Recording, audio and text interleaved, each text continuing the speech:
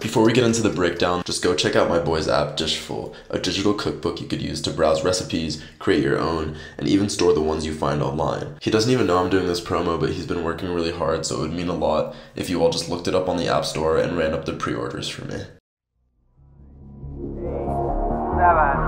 6, 5, 4, 3, 2, 1. Hey, where's my The way that the first disc closed with his thoughts on relationships in general, shut the fuck up when you hear love talking. After his breakthrough, Session 10, Breakthrough. The second disc opens with a more honest and personal look at his relationship with Whitney specifically. The chorus we heard in part 1 was general, hope you'll find some paradise. but the chorus in this half is more specific to his issues. All of these hoes make it difficult.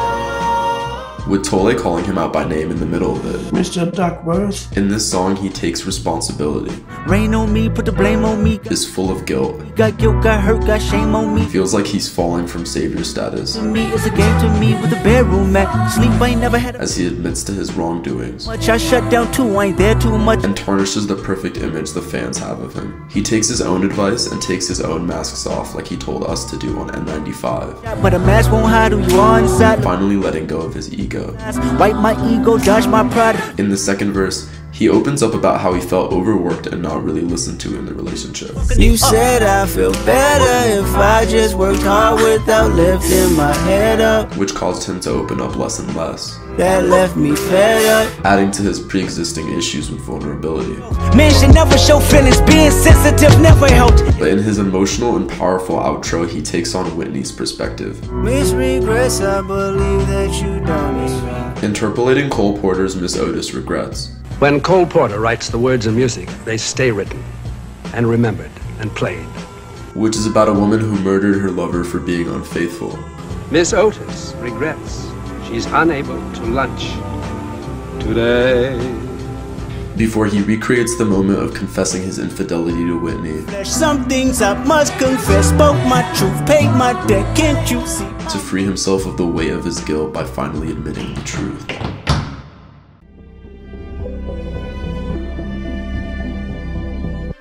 This next song adds to how theatrical the album is with a flow following iambic pentameter, Favor come with favors and you can't say no. a rhythm scheme that's used in many of Shakespeare's plays, specifically when talking about love, Rough winds do shake the darling buds of May. and that fits the theme of this song very well.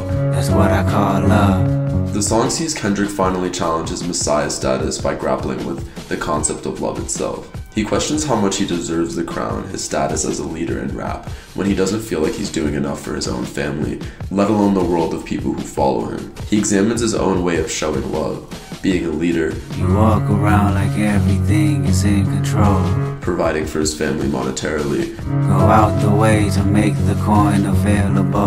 and the way that he's shown love by his fans, They idolize and praise your name across the nation. the big steppers, Tap the feet and nod the head for confirmation. who tap the feet and nod the head for confirmation Promise that you keep the music in rotation.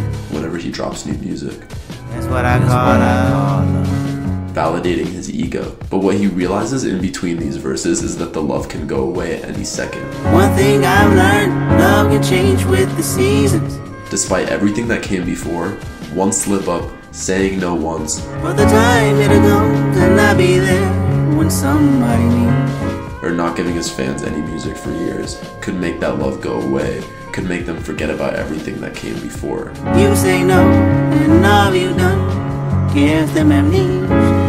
This causes Kendrick to question his whole idea of love. The crown, the status only exists because of the love from his fans, but it comes with immense pressure to keep up everything that established love in the first place. Heavy is the head that chose to wear the crown. Because the moment that fails, the moment he can't be there for his fans or for his family, the love can switch up. I can't please everybody, can't even please myself. And he realizes he can't rely on that love anymore. He can't please everybody. And he explains in this song the reason for his disappearance. He couldn't be there for us, giving us the music we wanted, because he needed to focus on being consistent for his family and himself. He echoes the song Pride off of Damn, saying that love can get you killed. Love's gonna get you killed. Spreading your love too thin across his family and all his fans can leave him unable to provide it when it matters the most. All I see is broke ass, hating ass, flogging ass at they mama crib ass like they. So after realizing that he can't please everybody on the last song, Kendrick retreats to the Valley of Silence that he refers to on the next song, Savior. And they like to wonder where I've been. A place that he could protect his spirit, be free of the pressure of being there for everybody. Protecting my soul in the Valley of Silence. And focus on himself and his family. And him and Kodak share this desire to get to that point. Every Thursday, girls, they spend the time with my daughter, maybe go hard. And they do so by Pushing the snakes, I'm pushing the fakes, I'm pushing them all on me like. he needs silence and solitude. Silence, I'm stressed out. Be quiet. And separation from the toxicity around him to get to the next step of his healing journey and really get to the root of his issues.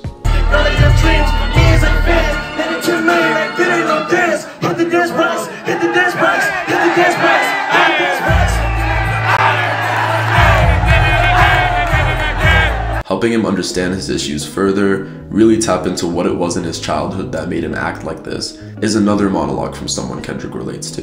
This time, his cousin, baby Keem, who followed in Kendrick's footsteps coming up from a similar upbringing to success. Let's say bad things were done to you when you were a child. This interlude even opens with Tolle describing the pain body.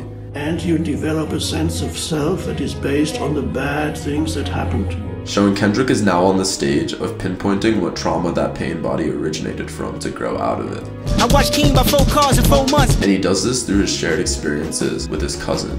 You know the family dynamics on repeat. His pivotal role in that trauma is revealed over the next few songs. Keem gets right into the personal details in this powerful interlude, describing witnessing his mother's substance abuse issues at a young age. You ever seen your mama strung out while you studied division? Visiting relatives in jail. Seen both of those in the county jail visits. Witnessing his own grandma shooting people. Grandma shooting niggas' blood on the highway. All these experiences scarred him, but inspired by his cousin making it out. Cousin in the courts heard he jumped off the porch, turned a brick to a Porsche. I'm good. These experiences gave him the hunger and drive to work hard to make it big. I wanna take everything that I asked for and make the money he always dreamed of. Now how can I fold looking at 20 million? This money don't come with a probate. And as his lifestyle got more wild, Lambo body, who gon' stop me? Baby Keem is too wild. He too started to grieve the way Kendrick did on the opening track. I'm thinking about cheating, I don't do the flowers or rope. With spending and sex. Mr. Morale. This is narrative. The tale of his life is the tale of a writer of incredible vision. He points out the hypocrisy and brokenness of society to explain why he had to retreat and focus on himself, and how he and artists like him can't be looked up to as saviors because everyone's just looking out for themselves. Him and J. Cole's preaching about social issues can't be looked up to. Cole made you feel empowered, but he is not your savior. Future living that lavish trap lifestyle like Kodak did couldn't be looked up to. Future said get a money counter, but he is not your savior. All of our idols have ulterior motives. In this savior position, he felt as though he's constantly on the stand about his beliefs and opinions. He's not allowed to be more controversial. Like it when they pro-black, but I'm more Kodak Black. Even though he says he relates more to the opinions of Kodak Black than he does to the blacked out screens of the Black Lives Matter movement. Even blacked out screens and called it solidarity. Meditating in silence makes you want to tell on me. That was one day of posting on Instagram for most people. One protest for you, but a lifetime struggle for him. 365 for me. He calls out how people are afraid to be honest because they're afraid of being crucified for their opinions. Bite their tongues and rap lyrics, scared to be crucified about a song, but they won't admit it. Nobody could speak the truth in a society like that. Niggas is tight-lipped, fuck who dare to be different. Everyone has to conform to the accepted and politically correct opinion. People hold moral high ground over others for accepting the popular opinion, while not having to live through what they have the opinion about. And just like he described on Worldwide Steppers, Vladimir making nightmares. Everyone is in this warlike mentality just like Putin. But that's how we all think. Silent murderers ready to kill or end the career of anyone they feel morally superior to, not realizing the impact that could have on the person and their families. Yeah, I'm out the way. Are you happy for me? The reality of this war zone of thought explains the cynicism of the third verse. I find it just as difficult to love thy neighbors. He doesn't trust anybody's intentions in their morality anymore. Especially when people got ambiguous favors, but after seeing how people act behind closed doors, but their heart's not in it, see everything's for the paper. He believes a lot of it is driven by money. The struggle for the right side of history. A desire to be seen as right. Capitalist posing as compassionate be offending me. He calls out companies who try to put up a compassionate front about social issues, like changing their colors for pride. Yeah, suck my dick with authenticity. It's all about pandering and using people's struggle for the bottom line.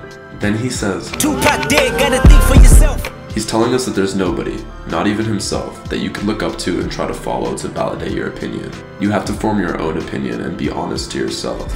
I rubbed elbows with people that was for the people. He's exposing that the people that we perceive as for the people, they all greedy, I don't care for no public speaking, are greedy and manipulative for their own ends because of the deprecation of morality and hypocrisy that he sees all around him. And they like to wonder where I've been. He ends the song explaining that that's why he's been gone for so long.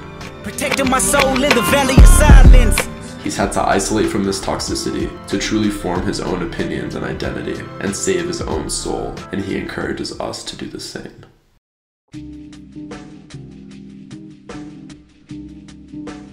This next song is an example of one of the journeys that he went on to form his own opinions, and he also emphasizes the role of family in helping people overcome their prejudices. It opens with an intro highlighting how the way the heart works can't always be intellectualized. Heart plays in ways the mind can't figure out. An intro that ends with Tolle saying, "This is how we conceptualize human beings," which alludes to how at first, Kendrick was guilty of trying to conceptualize these relatives, put them and their identities in a box, boxes that fit into his own intolerant mental framework, one that he attributes to his culture, his religion, and his friends. This song turns out to be a powerful story about how Kendrick came to accept his transgender relatives, at first not being able to understand them, not realizing the hurt that it caused, but then finally coming to accept it after relating it to his own experiences and wanting to protect his family.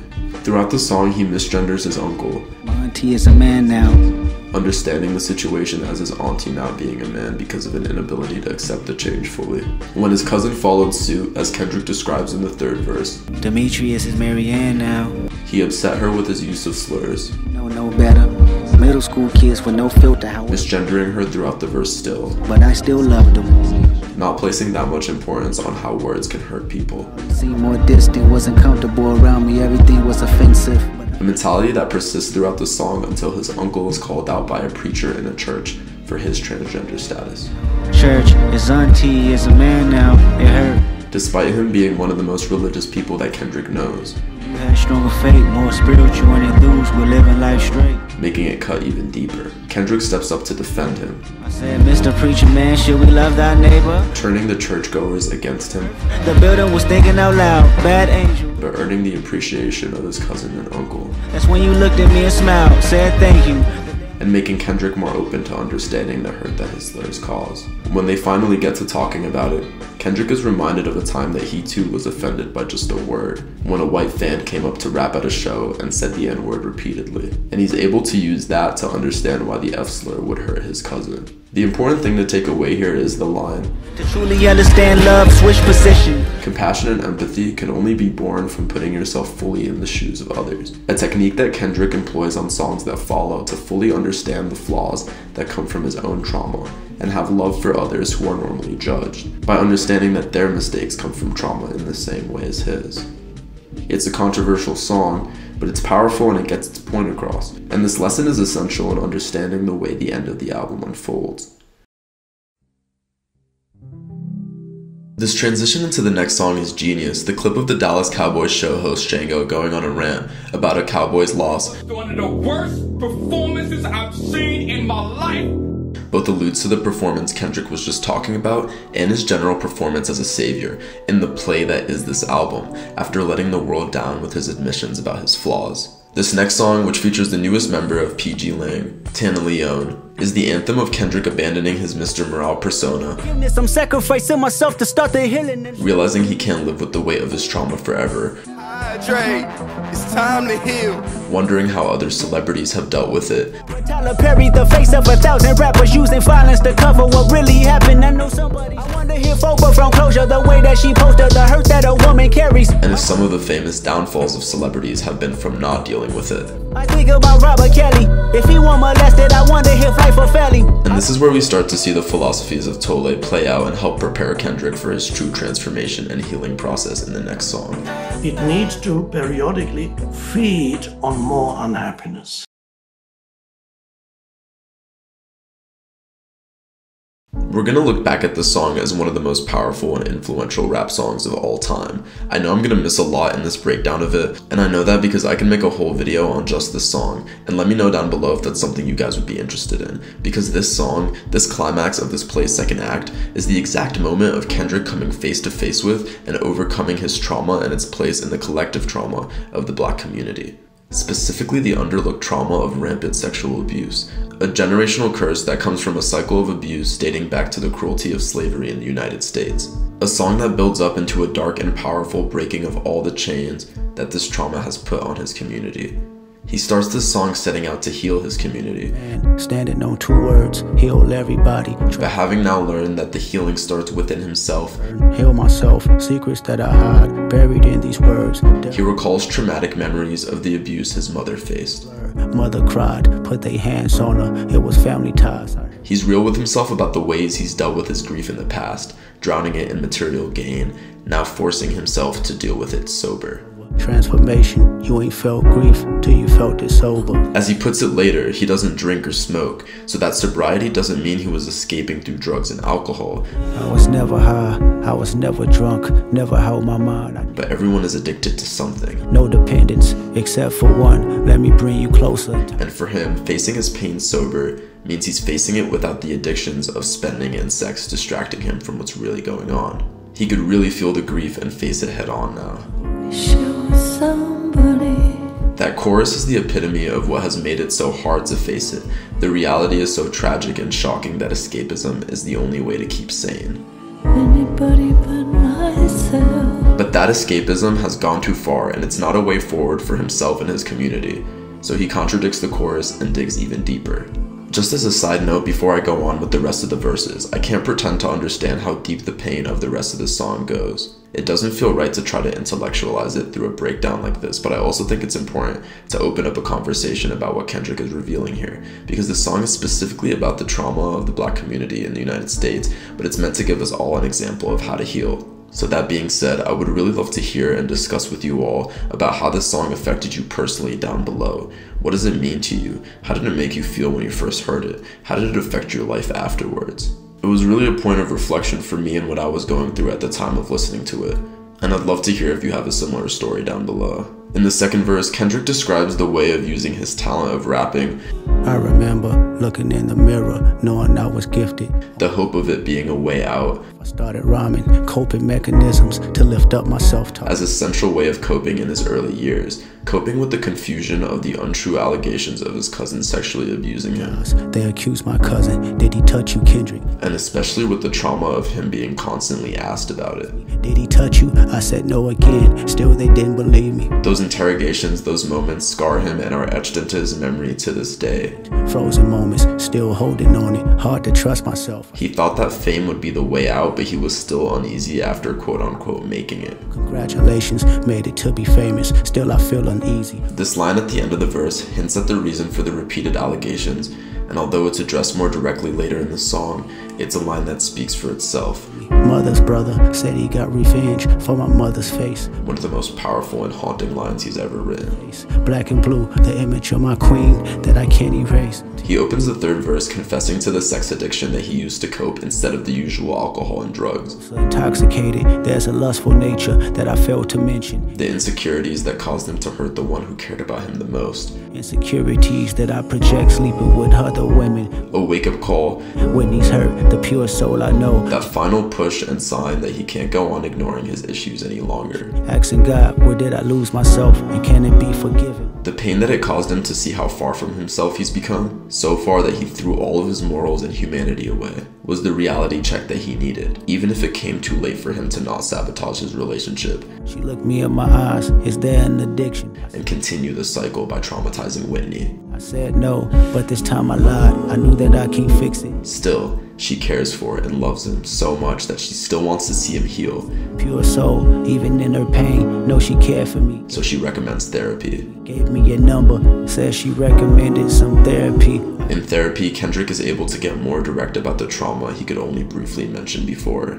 I asked my mama why she didn't believe me when I told her no. To try and get to the truth of his past, he asked his mother about the reason for the repeated accusations towards his cousin. I never knew she was violated in Chicago. The whole time, those questions were a manifestation of her own trauma being passed down to him. Told me that she feared it happened to me. Her desire to protect her only child from the pain that she went through. Now I'm affected. 20 years later, trauma has resurfaced. He realizes now that the questioning is a continuation of the cycle that is the cause of the insecurity that made him continue the cycle towards Whitney. It starts to get real for him here. I'm shaking even writing the script, so I can imagine the difficulty Kendrick faced going on from this realization towards healing. Difficulty that he even makes reference to.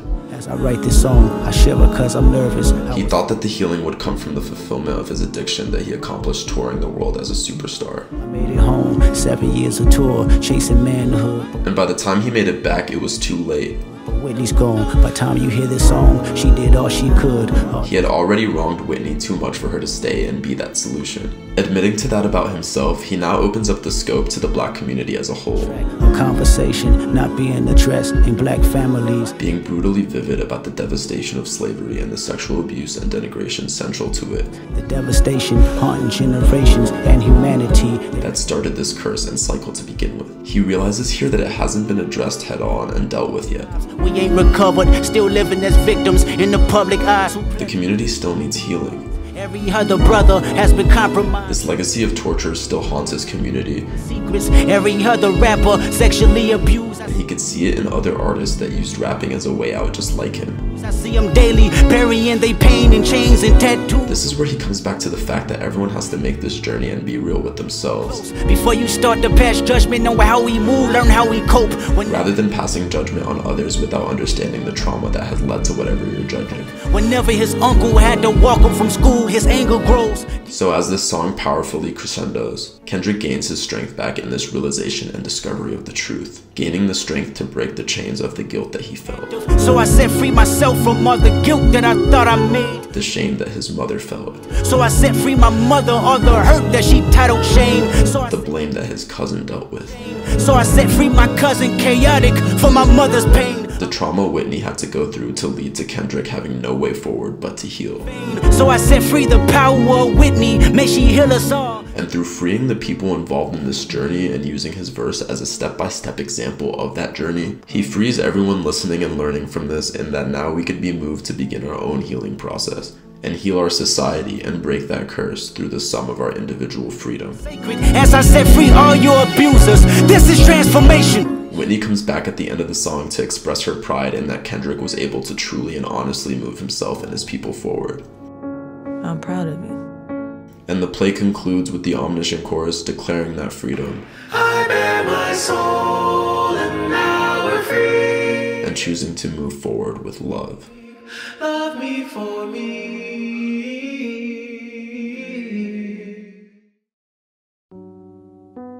The album concludes with his direct message to us as listeners outside of the structure of the play. An admission that moving forward, he can no longer play the role he's played his whole career as a savior and example for us. He chooses himself and his family first. I chose me, I'm sorry. And although he's sorry it has to be this way, he wishes he could do more. You won't grow away, no me. It's a lesson for us to abandon the people that we hail as our saviors and do the same.